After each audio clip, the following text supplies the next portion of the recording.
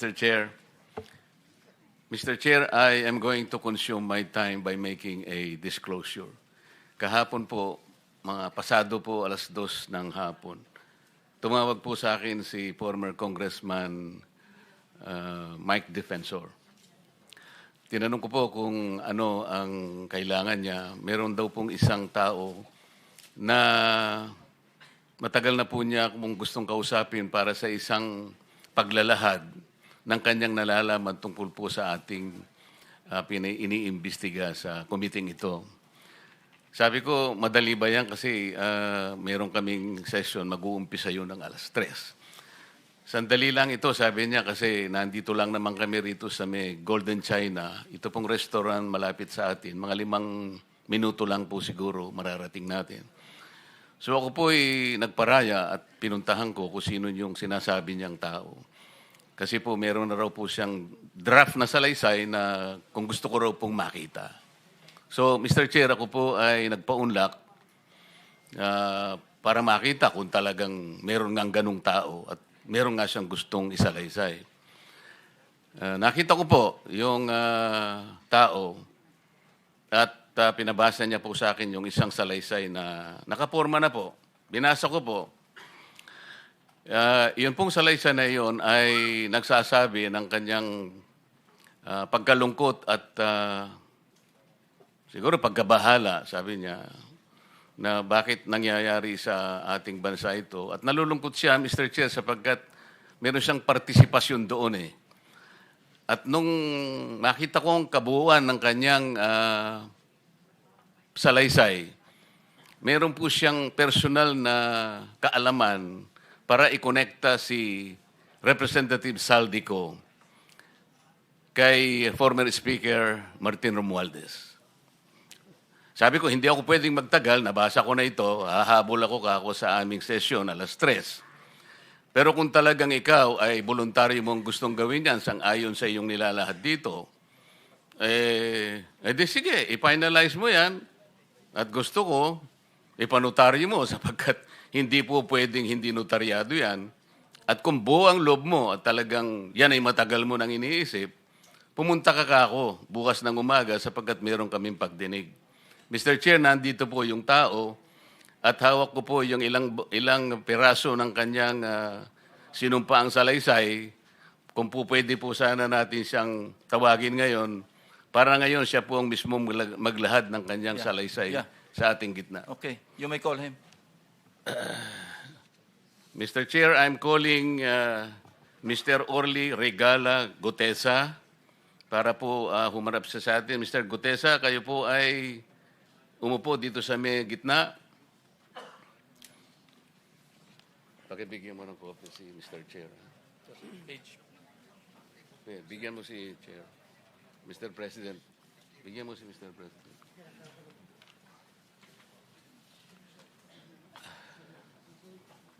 Manatili ka muna nakatayo kasi nunumpa ka.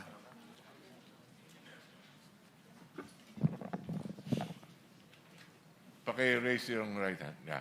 Do you swear or affirm to tell the truth, the whole truth, and nothing but the truth in this proceeding? Yes, sir. Salamat. Take your seat, please. You may proceed. You may continue.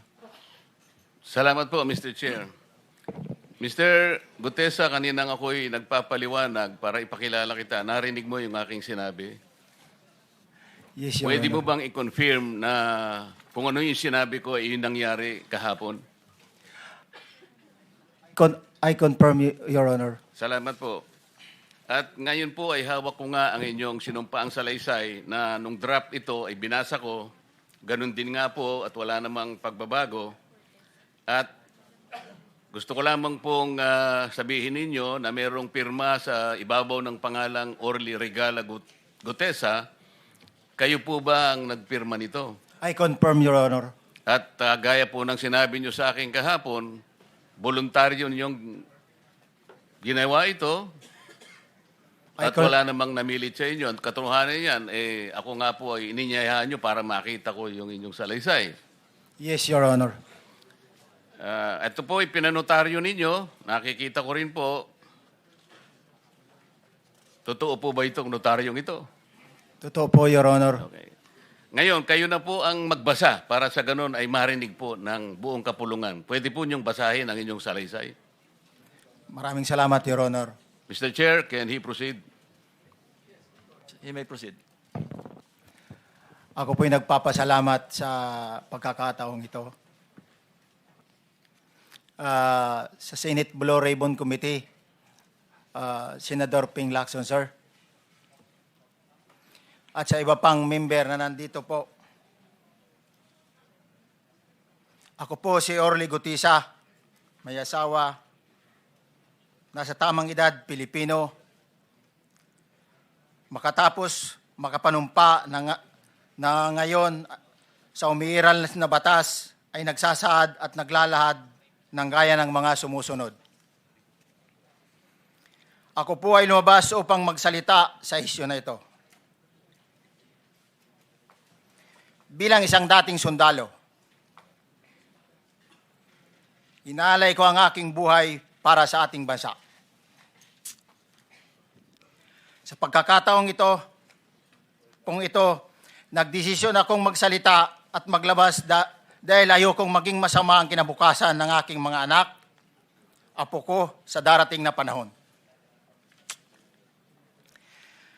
Ayoko pong naririnig ko at napapanood ko sa pagdinig ng Blue Ribbon Committee.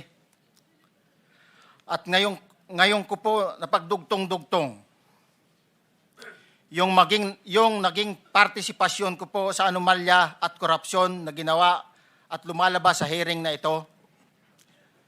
Yung palang pera na binubuhat namin at dinideliver mula sa masamang gawain na nagdulot ng baha na ikinamatay ng tao at imbis na gamitin ang pera sa edukasyon, medikal at programa na mapunta lamang pala sa bulsa ng mga politiko. Mabigat po sa akin magsalita dahil may pamilya ko. 4 ang anak ko, nag-aaral pa. May asawa ako at nangangalaga sa aking mga anak at marami akong kasama sa operasyon na may kinalaman sa ibabahagi ko sa inyo. Nagtatrabaho lang po kami ng mga kasama kong sundalo sa Philippine Marines. Huwag sana isipin na aking mga kasama na nagtatraidor ako. Ako sa aming trabaho at pinagsamahan dahil pare-parehas kaming may pamilya at gusto lang naman naming ayusin ang kinabukasan ng bawat isa. Wala akong iniisip na kapahamakan para sa kanila, bagkus ang gusto ko lang maiayos ang kinabukasan ng bayan at lahat kami. Noong December 5, 2004, na-hire ako bilang security consultant sa Ako Bicol Party List or AKB kay Congressman Saldico. At nasimula ng duty ko kay Congressman Saldico. Bawat umaga, nagre-report ako sa BGC sa Horizon, sa Bonifacio Global City, kung saan nakatira si Kong Saldico. Tuwing may duty at detailed ako sa basura, it means itong basura, ito yung box ng pera na pinag-uusapan natin sa kasalukuyan. Mr. Gutesa, mag-stick ka lang sa binabasa mo. Huwag ka nang nag-a-adlib. Kung ano yung nandito, basahin mo lang. Yes, Your Honor.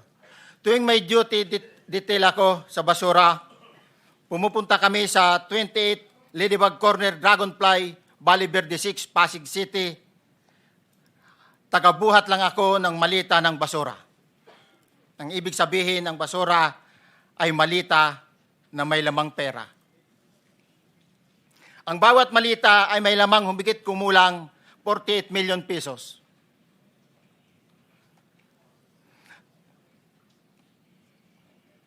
Ang bawat malita ay may post-it na nakadikit na nakasaad kung magkano ang laman ng bawat malita.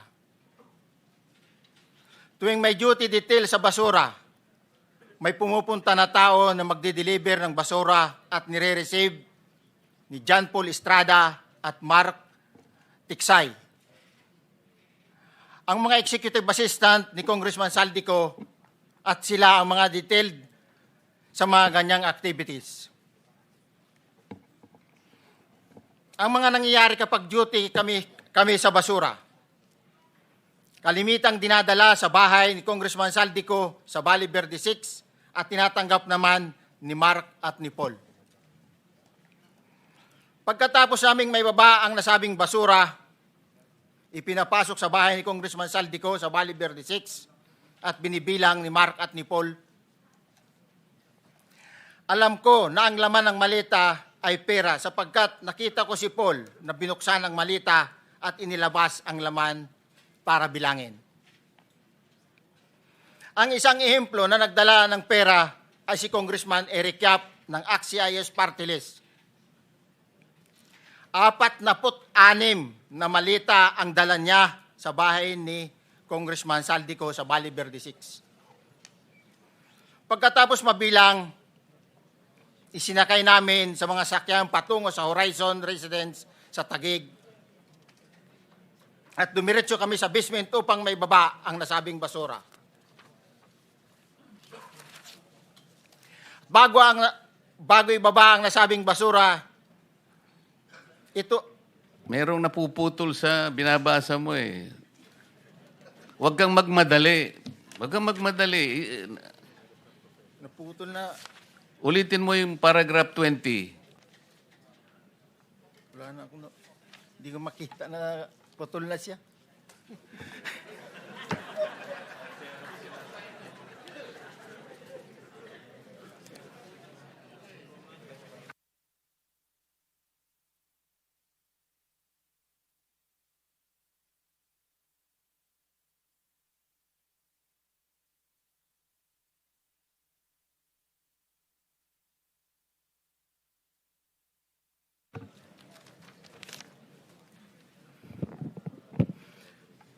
Pagkatapos, mabilang ang sinasakay namin sa mga sakyang patungo sa Horizon Residence, Taguig. Pagdating sa Horizon Residence, dumidiretso kami sa basement upang maibaba ang nasabing basura at dalhin sa unit ni Congressman Saldico sa 56th floor sa nasabing lugar kung saan siya nakatira. Bago ibaba ang nasabing basura, ito ay bawas na. Halimbawa, nag-akyat kami ng 46 na malita. Ibababa lamang namin ay 35 malita para i-deliver sa bahay ni House Speaker Martin Romualdez sa 42 McKinley Street, Taguig. Ang labing isang malita ay naiwan sa taas ng 56th floor sa Horizon Residence.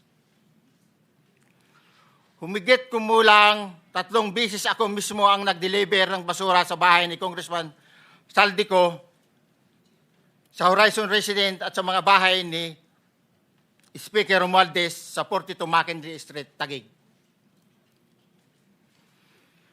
Mas maraming pagkakataon na nagde-deliver kami ng basura sa bahay ni Speaker Romualdez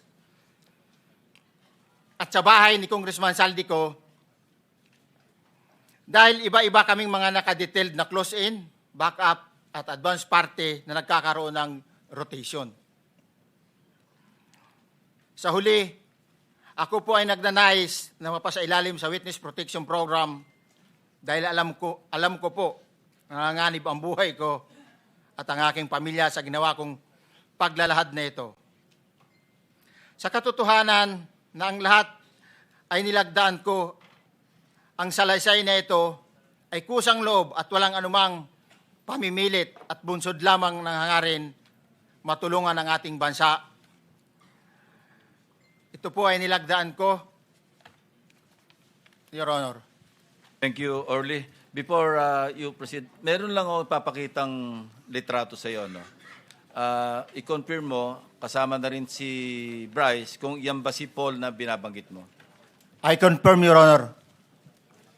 Yun nga po, Your Honor. Siya po. Okay, so, yeah, for the record, andito po yung litrato nung binabanggit na si Paul. apelyido nito.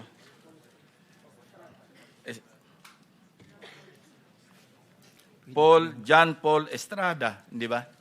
Yes, Your Honor. Oh, sige. Thank you very much. You may continue, Senator Marcoleta. Thank you, Mr. Chair.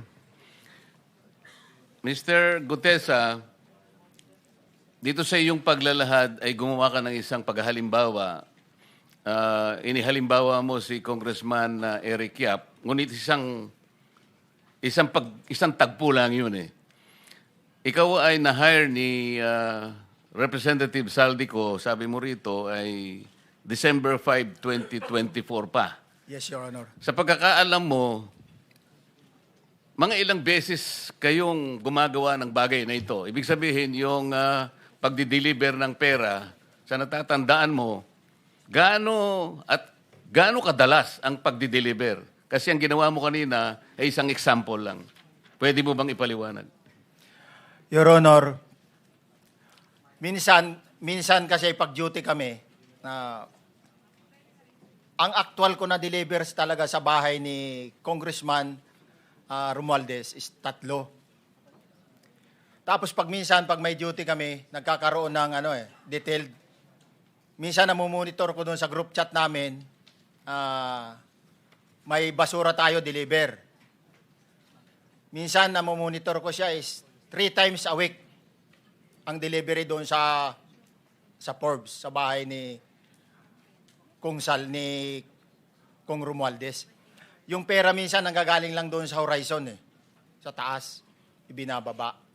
Tapos may detail lang na tao, namumonitor ko naman sa GC namin. Kaya nalalaman ko yung movement ng tropa, kung ano yung sinasabing basura ng delivery.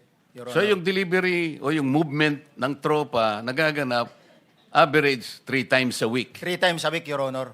Nagsimula noong December 2024. Yes, Your Honor. Hanggang ngayon ba ay naglilingkod ka pa kay Representative Saldico? Sa kasalukuyan po ay nag-resign po ako noong August 5, itong taon po na ito. So, maliwanag ba ang ibig mong sabihin para sa kapulungan ito ay nag-a-average ng 3 beses sa loob ng isang linggo ang pagdi-deliver ng pera kay Representative Saldico at tuloy-tuloy naman doon sa bahay ni former Speaker Martin Romualdez sa ganong rate, ganong beses, 3 beses sa loob ng isang linggo. Yes, Your Honor. Magmula December 2024 hanggang ikaw ay mag-resign noong August 2025, this year. Yes, Your Honor. Mr. Chair, Senator Marcolita, short Yes. interjection. With the permission of Senator Marcoleta. Thank you, may proceed. Mr. Chair. May maibigay ka ba na pangalan? Kasi ang sinasabi mo lang ngayon, as far as you're concerned, during ikaw ay nagdo-duty, nagro-rotation basis yung duty. So pag wala ka, absent ka, iba ang nagdo-duty, iba rin ang nagtatanggap sa pera at nagdi-deliver. Am I correct?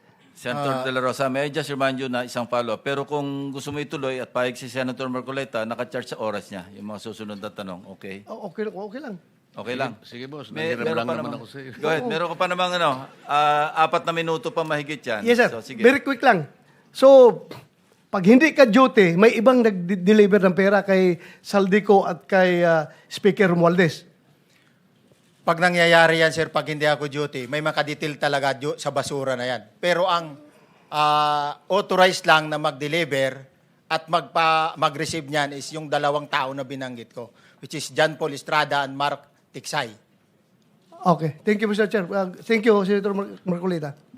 Mr. Gutesa, sa panig ng pagdi-deliver sa bahay ni former Speaker Martin Romualdez, sinong tao ang nagre-receive? Sa mga ganun, sir, ang may contact, Your Honor, is yung si Paul at si Mark lang ang may contact doon sa receiver. So pagdating doon, nakabukas na yung gate doon sa Forbes, pumapasok na lang kami. Then pag nabuhat na namin yung mga malita na ibaba na, so lalabas na kami. Wala na kaming basta may deliver lang namin yung mga basura doon sa bahay, wala na kaming noon, Your Honor. Alin-aling bahay Yung ang 42. pinagdi-deliveran mo sa panig ni former Speaker Martin Romualdez? Yes, Your Honor, yung 42, yung dito sa may Forbes Park. Yun lang? Wala nang iba? Mayroon pa yung bago nakaraan doon sa 19 Nara, yung dating bahay ni Michael Yang. Sa pagkakatanda mo, mayroon pang ibang lugar na kung saan nagde-deliver kayo? Sa Aguado, dyan sa Malacanang. Aguado? Excuse me, Senator Marcoleta. Sino Michael Yang? Yung dating sa Pugo yata yon. Sa? Yung dating sa Pugo. Yung Michael Yang. dating bahay ni Michael Yang. Dating bahay. Yes, Your Honor. Okay, thank you. Ibig mo sabihin, nabili ni Speaker Martin yung bahay ni Michael yan? Allegedly, Your Honor. Pero paano mo alam na bahay ni Speaker yon? Kasi doon na nagde-deliver yung tropa nung hindi na nagde-deliver doon sa 42, Your Honor. Ngayon, sinasabi mo meron kayong chat. Nagagamit mo yung chat para ma-monitor mo yung rate ng delivery at kung sino-sino yung nagdi-deliver? During the time nung nandun pa ako, Your Honor. Mr. Chair, salamat po at baka meron pa pong Thank you. gustong itanong ating May mga kasama. papakita pa ako isang litrato pa, no? Identify mo lang siya. Sino yan? Mark Tiksahi, Your Honor. Meron pa ba nakakakilala sa kanya bukod sa'yo? Dito? Wala. Nabanggit kasi ni Engineer Alcantara rin dito eh. Sa salaysay mo noong September 23, sinasabi mo, hindi ko po siya na-meet during pagdadala. Ang tao niya po ay may alias lang na Paul at Mark. Na-meet mo ito si Mark, Engineer? Sa Valle Verde po, once lang po. So, kinukonfirm na si Mark Texa ito. Mark po and Paul, karaniwan po. Okay, thank you. Thank you, Senator Marcola. Mr. Chair, may tatanong lang po kung Yes. with the permission of Yeah, okay. Senator Marcoleta. Mr. Orly, sabi niyo po 46 na maleta na nagkakalaman po ng 48 million bawat isa. Tama po ba? Based doon po sa level nung malita na nakita ko, Your Honor. Paano po nalaman ninyo na 48 million po ang laman ng bawat isa? Kasi bawat malita po, mayroon siyang post-it na nakalagay, may sign na 48. Lahat po yun may 48. Yes, Your Honor. So, yung 46 maleta, 48 million ang laman ay nagkakahalaga po ng 2.2 billion. Alam niyo po ba yan kung 3 times a week ang sinasabi ninyo ang delivery? Based sa my experience, doon lang ako naka-experience ng 46 nung time na yon, Your Honor. Hindi naman po every week or monthly ito. Yes, Your Honor. So at one point, yung 46 na maleta, 48 million ang laman, 46 times 48 million ay 2.2 billion. Excuse me, Senator Marcoleta, paubaya mo na sa kanya yung oras na naiwanan mo. Now, 1 minute. Isang tanong na lang. Sige, okay. 2.2 billion. Ganun po yung multiplication eh. Siguro, Your Honor, yun ang lumalabas. So one time lang po ito. One time lang po, yung time ko lang yan, nung panahon na na-identify ko si Congressman Yap, Your Honor. Alright, maraming salamat po. Thank you. Yung paghalimbawa mo, kaya mo ginawa, dahil yun ang pinakamalaki. Yes, Your Honor. Pero pangkaraniwan, dahil 3 times a week, mga ilan sa tingin mo yung karaniwang na i-deliver? Ilang maleta? Usually, pag nanggagaling na sa Horizon, na idine-deliver na doon sa Forbes, minsan mayroong 15 or kaya 18 ang malita. Pero yung malalaking malita yon na nagre-rate yung bawat malita minsan, mayroong 48, may 50. Sa mga tweet, Mr. Gutesa, pangkaraniwan, 15 to... 15 to, Your Honor? Yun ang average, pangkaraniwan. Yes, Your Honor. Yung nabanggit mong nabigla ka sapagkat malaki, 48, yun lang kay Congressman Eric Yap. Yes, Your Honor. Yun ang time na nakita ko talaga yung ganung kabalk Okay. yung malita na yun, Your Okay. Honor. Mr. Chair, payagan nyo sana akong magtanong lang ng isang tanong kay Mr. Diskaya. Mr. Diskaya, naalala mo, nagkaroon ka ng supplemental affidavit na binasa mo dito. Medyo mahaba pa nga di ba? Naalala mo yung nakaraan? Ito yung supplemental affidavit mo. Yes po, Your Na Honor. may petsang September 23, 2025. Ito yung nakaraang hearing natin. Yes po, Your Honor. Napansin ko kasi nung pinakinggan ko yung, tiningnan ko sa ating transcript, parang hindi mo binasa yung paragraph 30 na kung saan binabanggit dito yung DPWH Region 1. Chinek ko talaga kaninang umaga, nirecheck ko uli, hindi nasama sa binasa mo ito. Ano ito, nagkamali ka lang o... Your Honor, talagang hindi ko po nabasa dahil masyado na pong mahaba yung ano ko. Yung binabasa ko po. Hindi nga, sabihin mo na nagkamali ka lang, hindi mo sinasadya. Hindi po sinasadya. Pero dito po, wala rin po eh. Hindi nakasulat. Baka nakalimutan pong ilagay, kaya hindi ko po nabasa. Tsaka pinatigil po ako doon sa... Nakatigil... ito, sorry. Nagkamali po ng page. Ito po, 30 po sa Region 1. Meron pala. Oo nga, nandito yung paragraph 30, DPWS Region 1. Yes po, Your Honor. Pero nung checking ko yung transcript, hindi mo binasa ito. Opo, yes po, Your Honor, kasi mahaba na po. Hindi, nabasa mo yung 31 hanggang 37. Eh. Ito nalaktaban mo yung 30.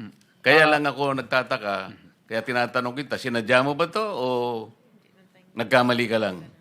Hindi po, Your Honor, kasi napatigil na po ako nung Hindi sa nga, dulo sagutin po. mo, nagkamali ka lang. Hindi po, Your Honor. Hindi po ako nagkamali. Ano nga? Sinadya mo? Hindi po, Your Honor. Bali, ano po, alam ko po parang pinatigil na po ako dito dahil masyado na po mahaba yung binabasa ko. Hindi, ganito. Pinatigil ka, nung pagpatuloy mo, nakaligtaan mo yung number 30. Hindi mahaba pa yan eh. Nalaktawan mo siguro. Yes po, Your Honor. Yeah. Para maliwanag lang. Oh, Hindi gusto ko lang sinadyang maliwanagan pinatig- kasi Yeah. nabanggit ko na kanina na naimungkahi ko na sana'y tawagin din si Governor Chavit Singson. Baka ka kung may connecta doon sa ano mo, baka ka kung sinadya mo. Ngayon, kung sasabihin mong nagkamali ka lang, tatanggapin ko yon. Your Honor, hindi po ako nagkamali. Naalala po, hindi lang po nabasa. Okay. Salamat, Mr. Chair.